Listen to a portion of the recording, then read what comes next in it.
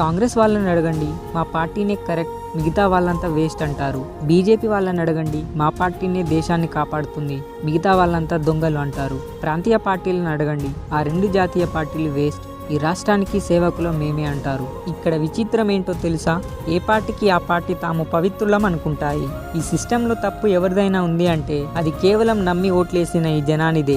మార్కెట్కి వెళ్తే ధరలు మండిపోతున్నాయి, అవినీతి తగ్గడం లేదు సరికదా, లంచం రేట్లు పెరిగాయి, గాల్లో విషం పెరుగుతుంది, క్రైమ్ రేట్ ఆగడం లేదు, రేపిస్టులు ఈ రోజుకి రోడ్ల మీద ఫ్రీగా తిరుగుతున్నారు. కానీ మన పార్లమెంట్లో మాత్రం క్రిమినల్ కేసులున్న వాళ్ళు చట్టాలు చేస్తున్నారు. మీడియా ఏమో నిజాలు చూపించడం మానేసి ఏ పార్టీకి భజన చేద్దామా అని బిజీగా ఉంది. ప్రపంచ దేశాల్లో మన పాస్పోర్ట్ వాల్యూ పడిపోతుంది. కానీ అసలు మనం ఏం చేస్తున్నాం? మనం జస్ట్ ఫోన్ స్క్రీన్లు పట్టుకుని రీల్స్ స్క్రోల్ చేస్తున్నాం. కామెంట్లో వెళ్ళి ఈ దేశం ఇంతే, ఏమీ మారదు అని వేదాంతం మాట్లాడుతున్నాం. గుర్తుపెట్టుకోండి, దేశం అంటే కేవలం నాయకులు కాదు, దేశం అంటే ఇక్కడున్న ప్రజలు. ప్రశ్న ఏంటంటే, మనం ఇంకా నిద్రపోతూనే ఉన్నామా, లేక నిజంగానే మేల్కొన్నామా? సమాధానం ఉంటే ఇప్పుడే షేర్ చేయండి. కామెంట్లో మీ అభిప్రాయాన్ని రాయండి.